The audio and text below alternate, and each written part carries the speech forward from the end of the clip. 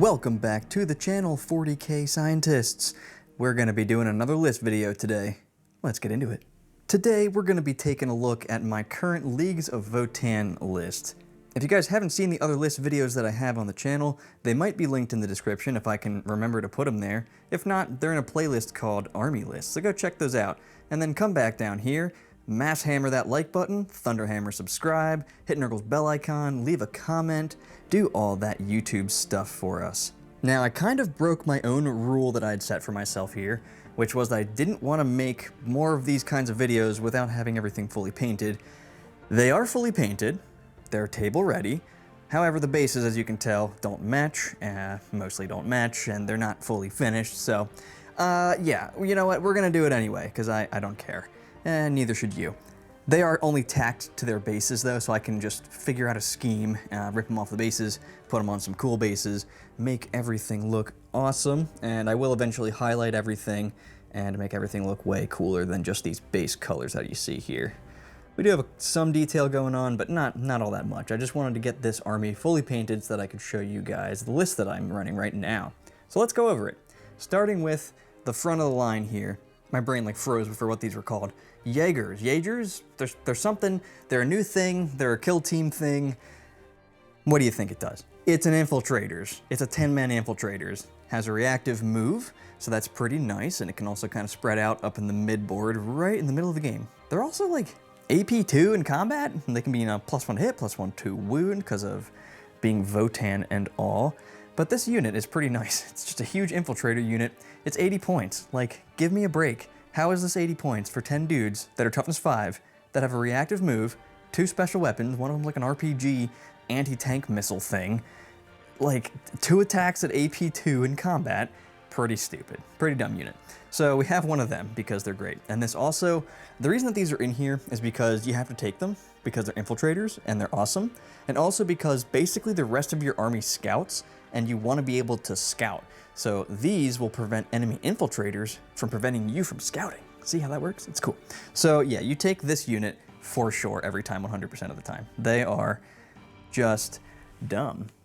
They're a dumb unit, and 80 points is pretty good there. So we're gonna move on though to this right here. We have one Sagitaur with a squad inside. So it splits my unit of 10 Hearthkin warriors, whatever the hell they're called. It splits them in half. We keep most of the special weapons, it ignores cover in this unit, and then we have like some other random stuff in this unit. They're sticky objectives, so now you have 2 units with sticky objectives. They usually sticky the backfield and then just stay there. These guys hop in the transport though. Scouts up 6 inches, lets them, kind of go around different areas of the table and, do actions and stuff. So they're pretty nice. They have grenades. They've got a bunch of special weapons. They got like 12 shots at strength 6 AP1, ignores cover. They're pretty nice. +1 hit, +1 wound on stuff. So we have one unit of them that's being split in half by the Sagitaur. And the Sagitaurs are all equipped the same. We do have 4 of them total. They are equipped the same though. They all have the laser beam, and I don't think you can swap out its gun underneath. Only carries 5 or 6 guys, so you can't fit a 10-man unit inside of these things, but they do split your stuff in half, which is pretty cool. And the laser being sustained D3 makes absolutely no goddamn sense, and I absolutely love it. I fucking hate these things so much. They're like where they should be. They should probably be like 110 points now, but they were insane at 100 points, dude. You're on 6 of these things, and like, it was dumb. So you have like the same army, but 6 of these. It was pretty fucking stupid. Anyway, let's move on to some of these other Sagitaurs. We do have 4 of them, all with laser beams and better heavy bolters. The other 3 are rocking the 3 units of Thunderers, or Berserks. I keep calling them Thunderers. They look like they'd be Thunderers, right? We have 3 units of different Berserks here. They all have that mole launcher thing. I have to put their hammer on it actually now that I think about it, but they've all got a mole launcher, and they all have a dedicated Sagitaur so that they can get around the table. It scouts up 6. They get out an 8-inch move basically. They can potentially charge stuff or something later on. They're really good for hiding because they're small. They're just really nice. They're really nice because they are like a main battle tank shooting sometimes, and they have some stuff inside that can come out and smack real hard. The Thunderers are really good, or I just did it again. The Berserks are really good because they are 3 attacks apiece, strength 9, AP2, damage 3. You know, +1 to hit, +1 to wounds, pretty good on that, and you can make them AP4 with a strat, so they can fly into something and just absolutely nuke it, and they fight on death. They've got a 5-up feel no pain. They're pretty nice. The mole launcher will slow people down, so those are really nice to have. The mole launchers are great. They roll a 4-up in order to do it, but, you know, that's just the way it goes sometimes with your random abilities that are never consistent, which I'm going to make a video on, because that pisses me off. So we got 3 units of Thunderers.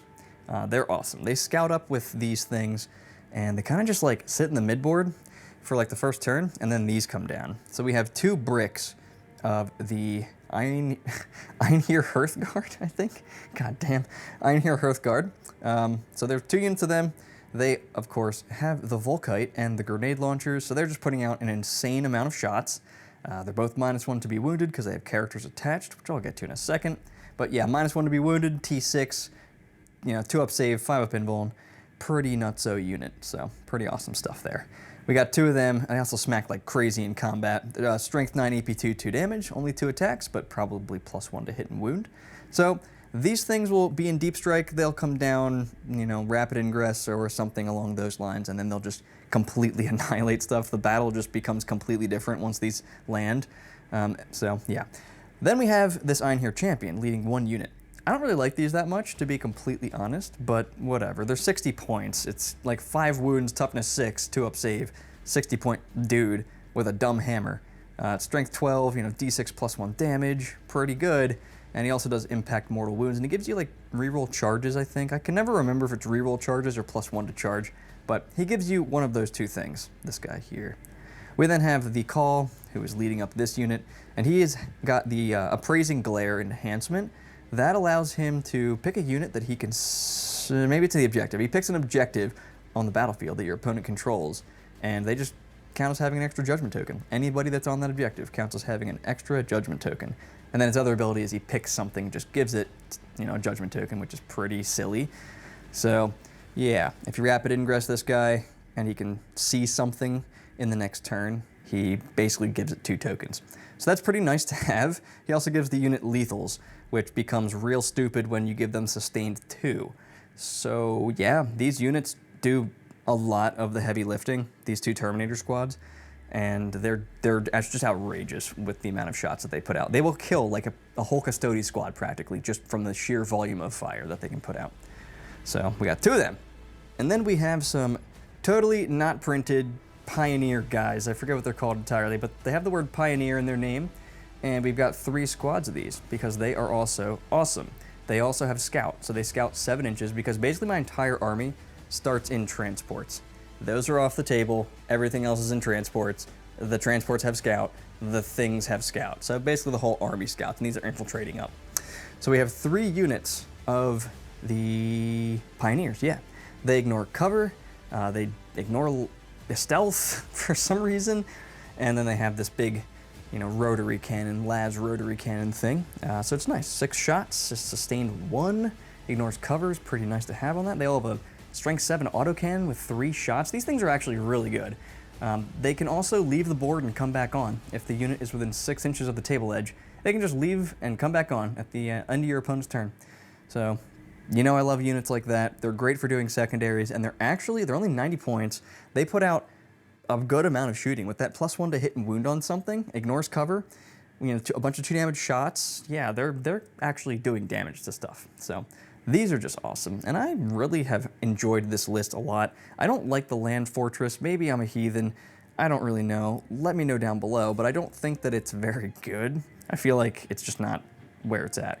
So I could be wrong, but this is what I've been rocking with for now, and I've had a lot of success with it, just because it's got a lot of secondary units. The unit here is split in half. They can do stuff. They can get me early game secondaries as well. It's got a lot of board pressure because this stuff moves up with stuff inside that wants to charge you. And then you've got these as well for your secondaries that kind of just do whatever. Or if I need the firepower, they can just disappear at the end of my opponent's turn, reappear somewhere else, bring like 2 units of them on. They've got a decent range. They'll just come in and blast through a unit as well if they're +1 to hit and +1 to wound. And then if I don't need them to do that, they are doing secondaries. And then of course these Terminators, when they're coming down, they just kill stuff. And then the next turn they charge in, they don't die, and then they fall back and they shoot and charge something else. It's just, they're wacky. They're completely whacked out and ridiculous.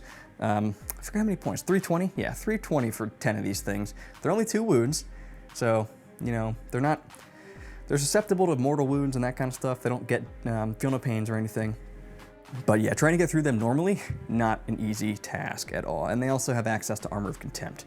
So yeah, you can imagine that sometimes people will run into these units and then just bounce off of them.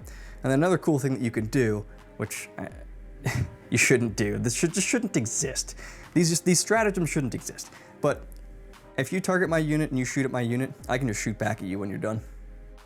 Outrageousness. So don't ever shoot this unit with like some squad because it will just kill you. And that is my 2,000 point Votann list. So if you guys liked this video, thunderhammer the subscribe button, mass hammer one of the other buttons, probably Nurgle's bell. Like the video, do all the things, leave a comment, and then check out our other list videos as well. We got a couple of them on the channel so far, and I'm gonna try to keep these to a point where I got everything painted before I do them. Sometimes I might not be able to resist, but that's what we're gonna try to do, because it's a slow process to paint everything. It takes forever. All right, but that is gonna do it for this episode, theorists, scientists, whatever you wanna be called. You're great. Bye-bye.